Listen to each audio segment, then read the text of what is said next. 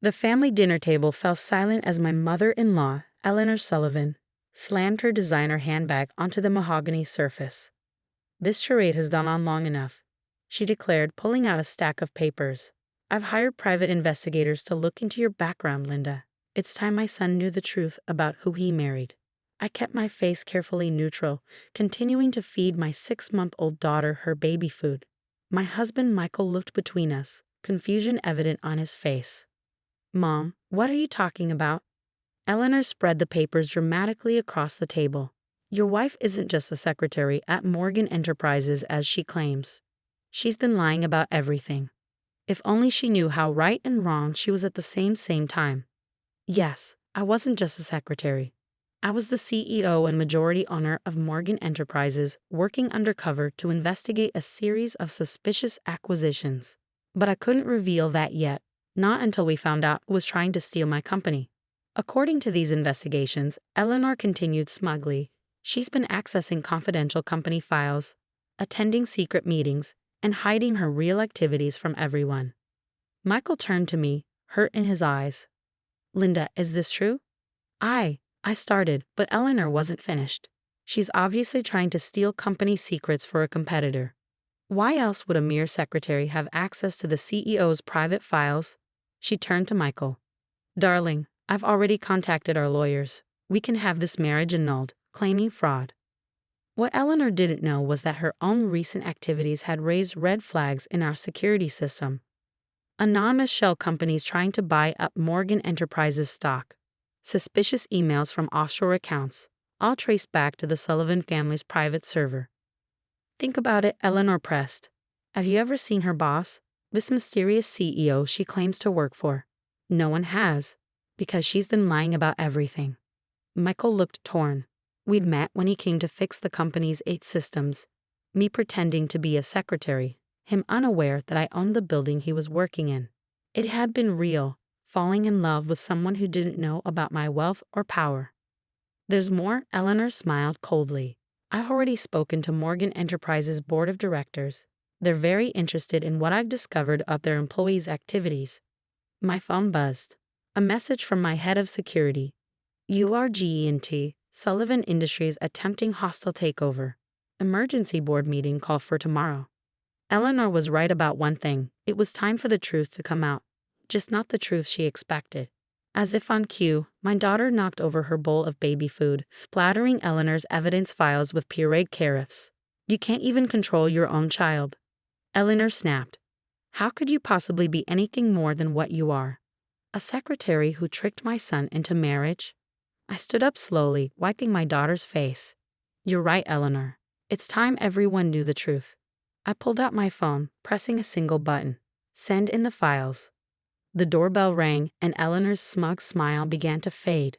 The door opened to reveal James Parker, Morgan Enterprises' silver-haired chief legal officer. Behind him stood a team of serious-looking executives, all members of the board Eleanor had claimed to be in contact with. "Mrs. Sullivan," James nodded politely at my mother-in-law. "I believe you've been expecting us, though perhaps not quite like this." Eleanor's perfectly manicured hands began to shake. I don't understand. I spoke with the board yesterday." "No," James corrected, setting down his briefcase. "You spoke with actors hired by your private investigator. The real board has been monitoring your activities very carefully." Michael stood up, tech expert mind quickly connecting dots. "Mom, what have you done?" James pulled out a laptop, displaying emails and financial records. "Mrs. Sullivan has been attempting to orchestrate a hostile takeover of Morgan Enterprises through a series of shell companies. Unfortunately for her, she was trying to steal from the wrong person." "That's ridiculous," Eleanor protested. "I was protecting the company from her." She jabbed a finger at me. "She's the one accessing confidential files." "Of course she is," James smiled.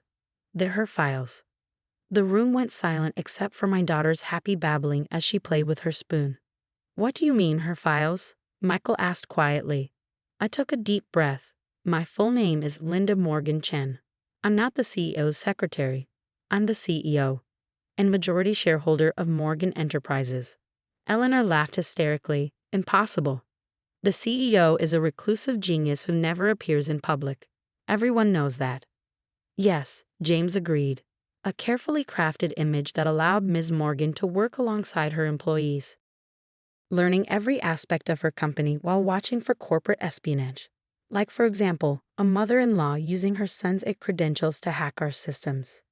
Michael's face went pale. Mom used my security access? Every time you worked late, I explained gently, your mother's team was using your credentials to probe our networks. We detected it months ago, but needed to understand the full scope of the operation. Eleanor's composure cracked completely. You don't understand. Sullivan Industries is failing. We needed this acquisition to survive. About Sullivan Industries, James interjected, pulling out more documents. Our investigation uncovered some interesting transfers from your company's pension fund. But before he could continue, Eleanor grabbed her phone and pressed a button. Suddenly, every computer screen in the house lit up with the same message. Data transfer initiated. If I'm going down, she snarled, I'm taking your precious company's secrets with me. What she didn't notice was my daughter, still playing with her spoon, happily pressing buttons on the special toy phone I'd given her to play with. A phone that was about to disrupt Eleanor's entire plan. Data transfer complete. The screens flashed, and Eleanor's triumphant smile lasted exactly 3 seconds before all the displays changed to show a cartoon baby giggling. What? What is this? She demanded. I picked up my daughter's toy phone. A decoy network. Did you really think I'd let you access our real systems through Michael's home office? Every file you thought you were stealing has been fake, created specifically for you to find. Impossible. Eleanor's perfectly maintained facade was crumbling. Our tech team confirmed. Your tech team. Michael interrupted, understanding dawning on his face. You mean the same team that's been helping you empty our employees' pension funds? James nodded gravely. We have proof that Sullivan Industries has been systematically draining their pension accounts to fund this takeover attempt. Over 3,000 employees' retirement savings gone. Eleanor's phone rang. Her face went ashen as she read the message. No, this isn't happening. That would be the SEC, James explained. They're currently raiding Sullivan Industries offices. Your board members are being arrested as we speak. But Eleanor wasn't listening anymore. She was staring at her phone, fingers flying across the screen. You think you've won? I still have one card left to play. She looked up with a dangerous smile. Tell them about Project Phoenix, Linda. Tell them what Morgan Enterprises is really working on. I felt the blood drain from my face.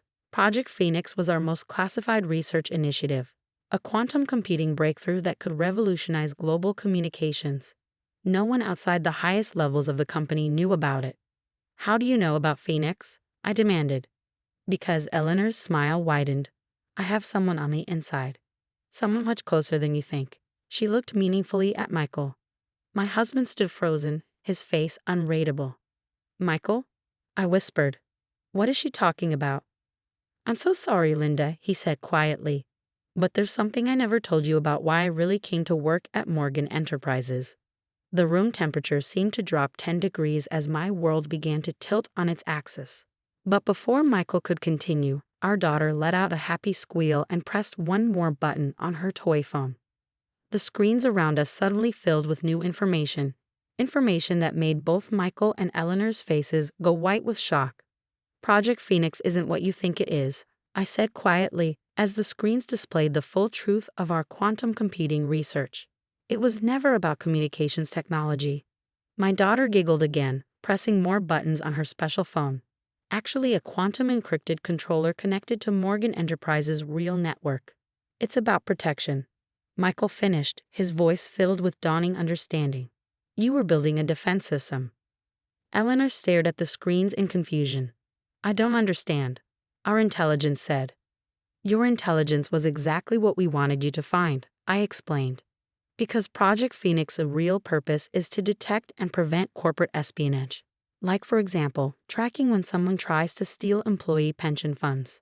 The screen showed a complex web of financial transactions, every move Sullivan Industries had made, every account they tried to hide, all mapped and documented by our quantum AI. But Michael. Eleanor turned desperately to her son.